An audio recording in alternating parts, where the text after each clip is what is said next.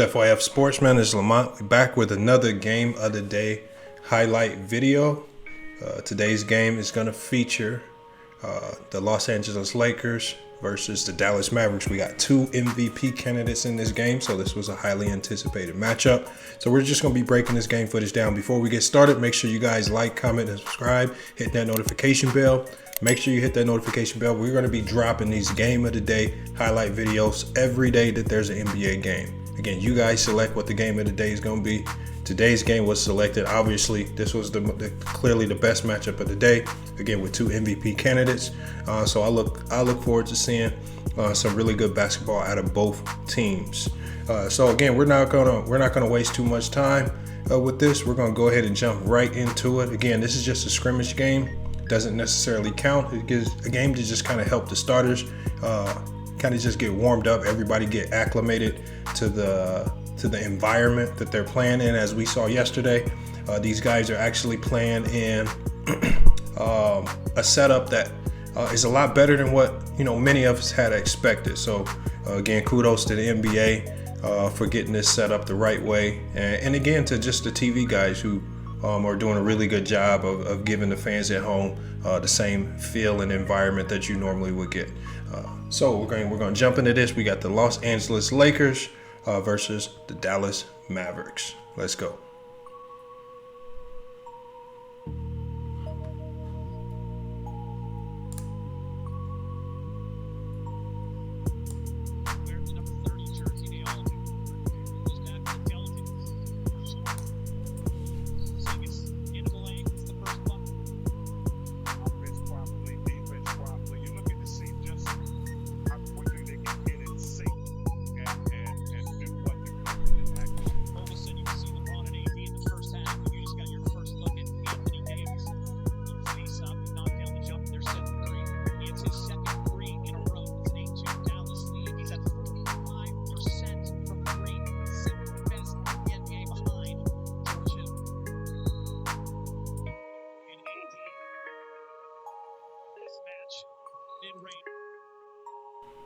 I just kind of wanted to pause it right there. I like what I'm seeing with the Lakers already. It looks like they're going to be ISOing Anthony Davis a lot. We saw ISO there at the top of the key off a mismatch. Prior to that, we saw isolation, just a clear out, complete clear out to the opposite side of the court. Anthony Davis had an isolation in the left low corner over there. Again, that could be good or bad, because essentially what you're doing is you're going to be living or dying with Anthony Davis going one-on-one with guys, which again, that's it's going to be a mismatch on most nights. But I kind of feel like you're putting a lot on one guy. So if he's not making shots, if he gets into foul trouble, what will your go-to game plan be? So again, I see this early from the Los Angeles Lakers. If teams continue to put smaller defenders on them, they can continue to punish teams by putting him on that low block or the top of the key with a really good clear out. So you can go 4 flat top of the key. You can just go all out clear out. If you get him on that low corner over there, either way, it's a really bad matchup for whoever's playing the Los Angeles Lakers that night.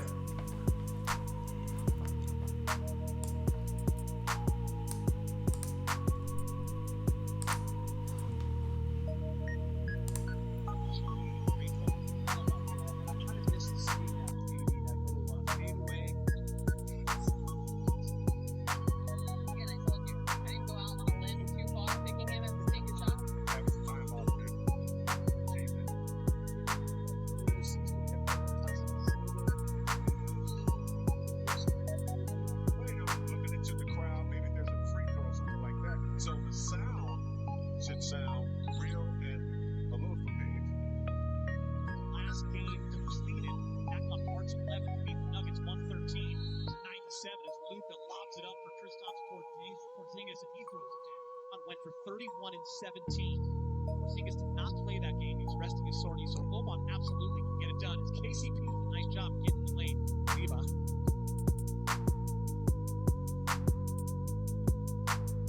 Danny Green high off the glass. On Waiters.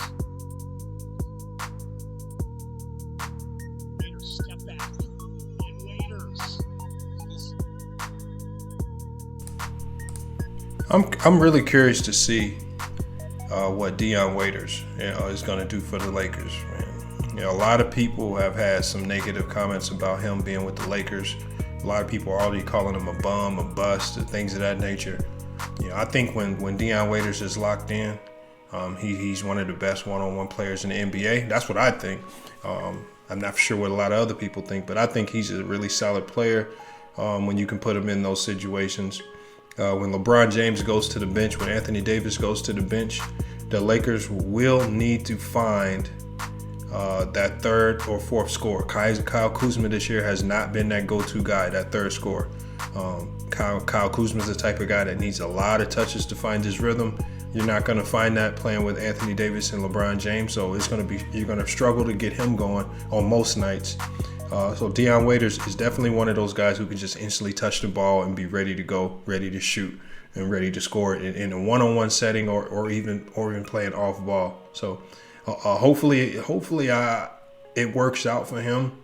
The Lakers, out of all of the teams that are in contention to win this title with serious contention, the Lakers are the team with the least room for error. And what I mean by that is everything is going to have to go perfectly for the Lakers for them to win this championship. No injuries, no bad games.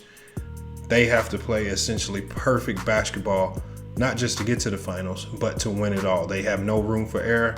If AD goes down, if LeBron goes down, even if a guy like Kuzma or Dion Waiters goes down, their chances at winning this year are going to significantly drop. So again, it's going to be really, really interesting to see how the Lakers pan out over this 8-game stretch once these scrimmage games are over with, and then when the playoffs eventually hit. So again, hey, what we do here, if you don't know, if you're new to the channel, what we do here is, unlike other channels that allow the video to play and they talk over the game. No, what I like to do and what we like to do here at FYF Sports is we like to let the game play.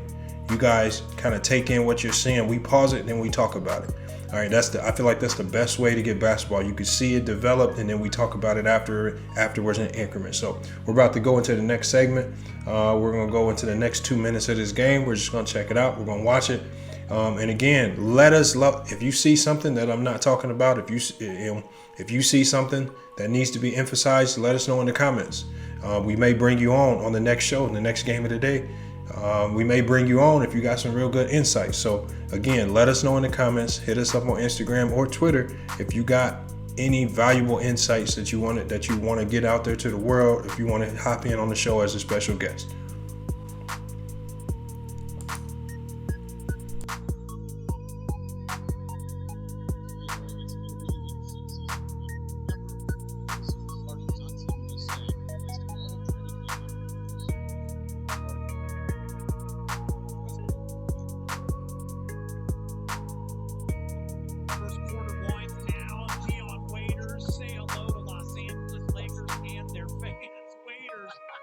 Another three and a little pose at the end. White loves it. The fellas love it. Mike Trudell's going to join us right now with a KCP update. What do you got, Mike? Yeah, Gator. So he rolled his ankle, but the report is that he's okay. Great decision. Join Orlando. Nice closeout run by Waiters. Shot still falls. In big game, I want to bring you in. One of the reasons why. One of the big reasons why Dallas is back in the playoff hunt. Luka already installed. Now teamed up with Porzingis as he comes down and hammers one. And it's all tied up at 31. The number of players just continue to improve. That's the beauty of the NBA. It's Kyle Kuzma. Hits to the spot, hits the mid-range jumper. Have to think about more as they get into the postseason. That's against Dallas or some of the other opponents all in that season. Big throughout the NBA, I think that was challenge some of these scores. A lot of them, like Harden, a little bit. Had them a little bit. On James taking advantage of the mismatch with Jackson. Goes right to the hoop. Add 2 minutes. And I'll tell you what, that's going to happen now.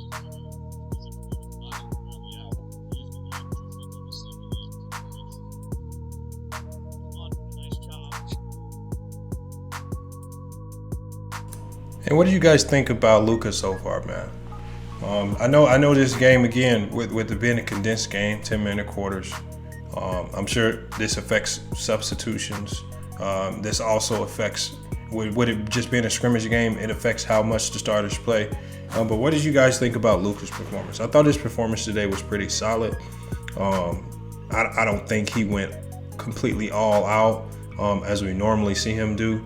But again, these guys show glimpses. What these teams show, especially in short spurts, is that they can play with some of the best teams in the NBA. Now, again, over the course of a full game, when you're playing full quarters, when you're playing a full game, when the intensity's up, when the benches are shorter and the coaches go down to that 7-8 man rotation, how will they look? But again, teams like Portland, teams like Dallas, these are not teams, I want to see in the first round. I never, if I'm a number 1 or 2 seed, I don't want to see a team that has an MVP candidate as a 7 seed or 8 seed. I just don't want to see that. So again, that's, I think this is going to play a big part. I've already predicted that we're going to see some major upsets in the first round or in the second round of the NBA playoffs just because of the environment that we're playing in. Nobody has a natural home court advantage. What I do like is I like how the NBA is kind of giving the home team a feel of home court advantage by, you see this video screen in the background. Sometimes this video screen will switch out. And it will show the home crowd. What they're doing is the home crowd is sometimes some of these groups are getting together to kind of push their teams and celebrate, to cheer their teams on, and they're recording that and they're playing it on these screens in the background for the home team. So hopefully that's something that could help push these teams or give them that feel as if they really have home court advantage. I don't think it's still. I think this games feel like a neutral site game to most of these teams, so I don't think that'll be a big deal. But again, I'm curious to see, how these teams play, or how they will be playing when these real playoff games start. But like I said, so far I'm impressed with what I've seen. The teams are playing hard. We're not seeing sloppy basketball, and it looks legit.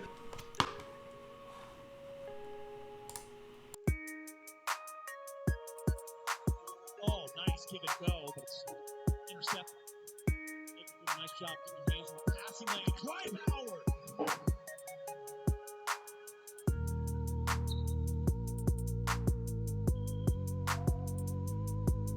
8:36. Jackson knocked away. Boban is there, and Boban delivers off the glass. Kuz, Danny Green, KCP, AD, and LeBron. Backdoor cut along the baseline. What a pass. LeBron James to Kyle Kuzma to dunk. And I think LeBron is smart enough to know that he can create more weapons. There's a big weapon right there, AD from downtown.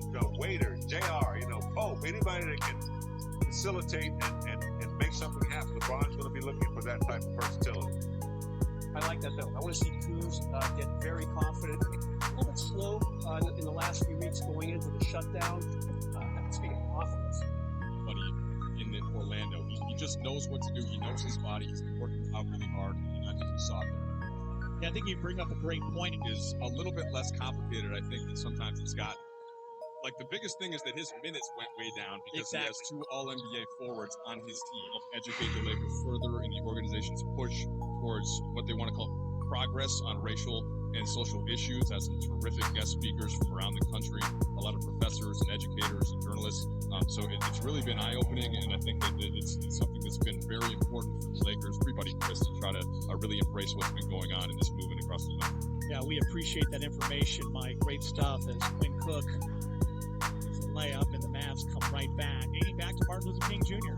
his first time protesting on campus at UCLA. Yeah, he was in the famous photo with.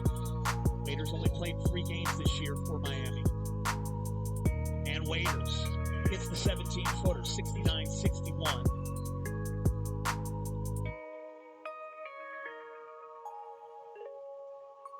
Free ball in the corner is good.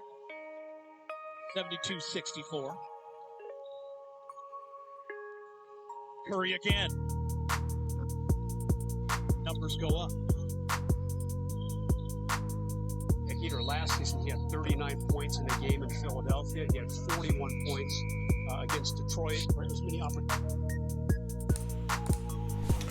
I like what I'm seeing here, man. I really like what I'm seeing here from some of these role players for the Dallas Mavericks. When you can get guys like Seth Curry going earlier, even Boban, some of these guys from the Mavericks, man, even Tim Hardaway Jr., some of these second-tier guys, man, they're going to play some major roles. They're going to play some major roles when the playoffs start. If the Mavericks, like I said, if the Mavericks can get going in the playoffs, and they can get some of these guys like Seth Curry, Tim Hardaway Jr., Boban, if they can get these guys really going and playing alongside Kristaps Porzingis and Luka Doncic, they could be a tough out. Again, this is a team I really wouldn't want to see if I'm the Lakers or the Clippers. I think the Clippers are a bit deeper. I think the Clippers are too deep for the Mavericks. But again, a first-round matchup for the Lakers, against Dallas, even seeing this team in the second round would be scary. So I really, like I say, you guys really need to pay attention to this Dallas Maverick team, especially if over the course of these scrimmage games and over the course of some of these warm-up games, or these 8 warm-up games going into the playoffs, especially if you start seeing these bench players get into rhythm. The next time we stop it, we're gonna do like we did last video. We're gonna break down some defensive sequences to kind of just see how the Lakers are gonna be defending, and hopefully that can give us some telltale signs with regards to how they're gonna be guarding certain teams down the line in the future, or just what type of defensive principles or schematics is Vogel implementing with that Laker team as they push for a championship this year.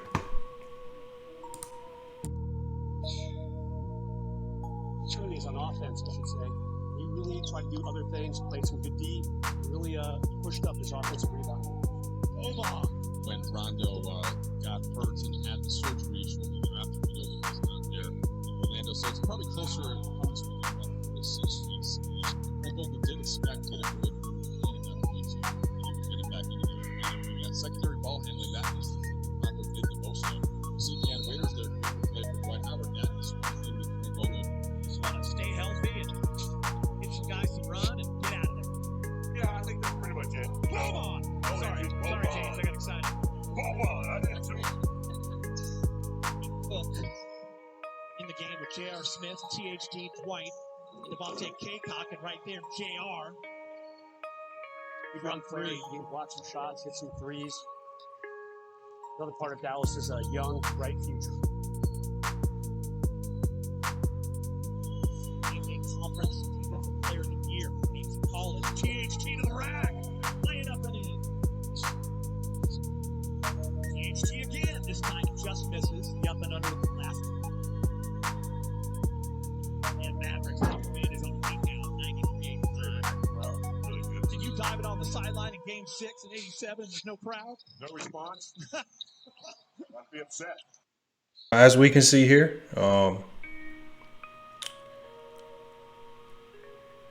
it looks like the Mavericks have a similar style, again, as I spoke about yesterday, with regards to offenses. A lot of times bigs are used as decoys or rim runners. Rim runners are just simply guys that screen and rim run. Very simple. Boban has a very simple job. But again, they're playing a similar style of play as most teams in the NBA. They're going out. Now, what you see with the Mavericks is they're going with a four corner look. And what we have here is we have 4 guys. 1, 2, 3, 4. And what you see is they're spaced out. Now, this guy's not spaced out as he should. He probably should be backed up a little bit more over here, because now his defender can cheat in. This pick and roll might not be as effective as it could be. But what you're about to see develop here as well. What you're about to see develop here as well is something that I feel has been a cancer to the Lakers all year round, and this has been something that's been over the last 2 years, and I just think effort and low energy, and what you're about to see here as this play develops is, again, just lack of focus, lack of effort. And these are some of the small things that I like to look at that help me make a decision into, you know, how these teams are going to play when there are bigger games, when there's more at stake. You know, the mistake that I'm about to show you here is not a mistake that I saw the Los Angeles Clippers make yesterday. And this is from start to finish, whether it was bench players in the game, whether it was starters in the game. So I'm going to just play this out and just let you guys see this. Right here. Now, shot went up. You know, obviously he took a bad shot off that pick and roll. I know it's the end of the game, so that shot went up. But look what we have here. We got 4 Lakers in the paint. 1, 2, 3, 4. 4 Lakers in the paint. 1 Dallas Maverick was able to get in between all 3 of them, and it's going to turn into an offensive rebound and a putback for the Dallas Mavericks. See, it's plays like this. It's plays like this that tell me right here that guys aren't locked in. These are plays that tell me guys aren't locked in, and they're not taking these garbage minutes as serious as they need to be. A lot of times these garbage minutes are for guys just to find their rhythm, especially bench guys who don't get a lot of touches. And so when guys aren't locked in and they're allowing, you know, they're not putting a body on a guy, no one's calling, you know, there should be someone yelling this assignment out. All right, this ball should be able to bounce on the ground, and one of the Lakers players should grab it as long as you box out. Like, again, if you look at number 5 for the Lakers, he's not attached here. This guy could have ran in and crashed. Nobody's attached to a body. Now, if you go back and watch the Los Angeles Clippers, you know, these guys are finding bodies and they're moving guys out of the paint, and then they're going to go get the ball. The Lakers are just watching the ball come off the rim, and it's going to lead to an easy putback. So, again, these are just telltale signs of if your team is locked in or not. These are some of the small things you want to really look at. I don't care if it's in the first quarter or if it's in the fourth quarter in garbage time. These are telltale signs that tell you if your team is locked in, laser focused, ready to win a championship. And what we see right here, 1, 2, 3, 4 guys. These are NBA level guys. Nobody's boxing out. You know, we got 3 guys right here unattached. That's not championship basketball.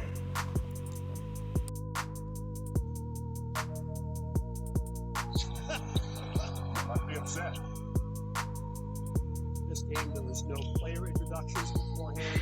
There's no national anthem. That'll be the same for the next 2 scrimmages, and they will gradually add those elements. Get some more time on the clock as well. Daddy passed away. When he was younger, it was a huge thing. No ball. Great shot fake. Unable to convert it. Such valuable minutes and opportunities.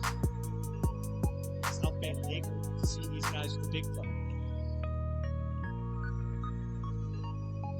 JR and 1.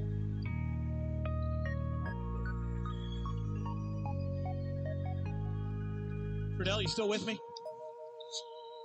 Team like Portland making it to the Western Conference Finals. No one's even talking about them right now. They got Zach Collins and Nurkic back. They got a guy named Dame Time. Found the back. You know, this will be our first time in the playoffs in some time. Boban, Lakers are down 5 with 28 seconds. JR's going to shoot a 3. And he makes it. The Lakers are down just 2. And Cook down 2, 5 seconds. That's going to do it. The first scrimmage for the Lakers here on the NBA campus in Orlando. Dallas will win.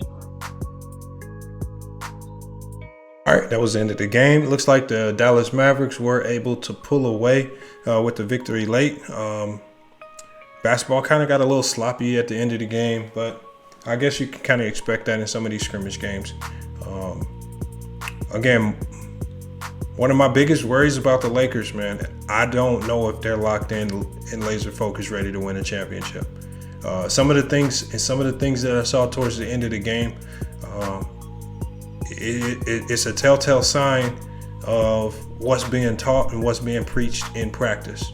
And when the guys at the end of your bench are allowing guys to get to the rim without getting touched, if they're not boxing out, guys are just running straight into the lane, getting offensive rebounds to score. That happened a number of times towards the end of the game. When we saw Boban towards the end of the game, was able to post up at the high post and essentially no help defense. came to help him or force the ball out of Boban's hand. You know, when a guy like Boban touches the ball at the high post, you have to make him make a play. Turn him into a passer. Let's see how good of a playmaker he is. Because usually when you put guys in that type of situation, they're prone to turning over the ball. They're prone to throwing bad passes. The Lakers allowed him to go one-on-one against a guy that was a lot smaller. He hit an easy mid-range jumper right over his man. So these are some of the things right here where it just kind of feels like the Lakers are taking a lackadaisical approach to this bubble format and to some of these games. I don't think that's going to bode well for them in the future. But again, that can change. Hopefully Vogel can go back to the drawing board and get some of these things corrected. But you know, from what like I say, I have a prediction right now that these are some of the glaring errors that are going to come back to haunt the Los Angeles Lakers if they get upset in the first or second round of these playoffs, which is very possible. But we got stats for today's game. Stats for today's game are as follows. LeBron James, great all-around game, 12 points, 5 assists, 3 rebounds. That's as expected. Anthony Davis, 12 points, pretty solid game. JaVale McGee with 13.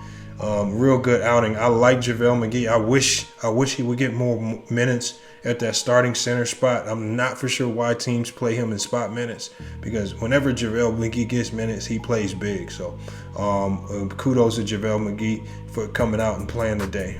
For the Mavericks, obviously we got Luka Doncic. Great all-around game. As expected, he's the primary ball handler for that team, primary playmaker, and he did not let down. Porzingis, again, he was minutes restriction, didn't play heavy minutes, but again, we know we can expect great things from him. Boban Marjanovic, again, he looks like he's lost weight. You know, there were a number of players here in this setting that looks like they're in better condition.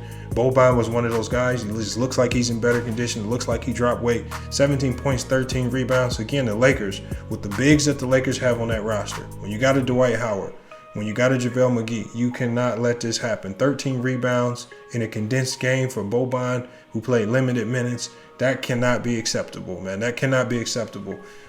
So again, that's something that the Lakers will have to go back to the drawing board, and they will have to rectify that, because giving up 17 points, and if Boban can get 17 and 13 in a condensed game, and you allow him to do this in full games, Lakers don't stand a chance. Then we got Steph Curry going absolutely insane. We know he's one of the most elite shooters in the league today. He went crazy today. 23.6 to 6 from the three-point line. And again, when guys are able to shoot 6 to 6 from the three-point line, that's a telltale sign. That's a telltale sign of team not being laser focused, a team not being locked in on your assignment. This should not happen. If you're a Lakers and you're one of the teams that are looking to win the championship, letting Steph Curry go 6 to 6 from the three-point line absolutely cannot happen. That's a missed assignment 6 times. At most, that should happen 2 or 3 times, and you got to make them make tough shots or put the ball on the floor.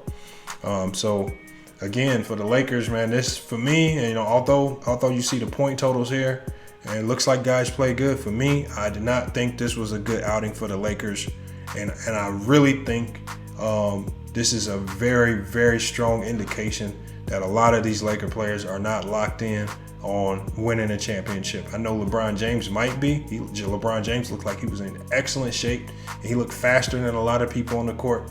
But when it comes to a lot of these other guys on that Laker bench, you know, I don't know. I just don't see it. I don't think the Lakers are locked in and focused, ready to go. On the flip side of things, Dallas looked great. Again, are they deep enough to beat a team like the Clippers? Did he have enough scoring to beat a team like the Rockets? I don't know. But again, as long as Steph Curry and Boban, if they can get Hardaway to give him a few buckets, we know he was one of the more elite three-point shooters in the league this year. If guys like that can play well, the Dallas Mavericks will be a tough out. But again, this was another great game of the day feature video. Tomorrow we will be having another game of the day highlight video. We'll be breaking down that footage as well. But I really, really appreciate you guys coming out to support the channel. Again, the growth has been great so far, man. I cannot believe that we've surpassed 8K subscribers and we're still growing. And again, that's a testament to you guys just putting the word out there for our videos, spamming us up on social media, visiting our website, interacting with all of our content. Again, we appreciate that. And tomorrow, it's going to be another big day for somebody because we're going to be giving away another gift card. Another gift card will be given away tomorrow. So you need to make sure that you tune in for tomorrow's video. If for anything, make sure you tune in at the end of the highlight video. We're going to be announcing tomorrow's giveaway winner for the $100 Foot Locker gift card. So you don't want to miss that. If you want to know who that winner is, tune in to tomorrow's Game of the Day highlight video. And at the end of the video, we're going to announce the winner. But again, we appreciate all the support, all the engagement. If you have any questions or concerns, comment on the video. If you want to join as a special guest host on the show, let us know. We can get you on the show. That's not going to be a problem at all. We can definitely get you on the show. But make sure you like, comment, and subscribe. Hit that notification bell. Been another great Game of the Day featured video. It's FYF Sports, and we out.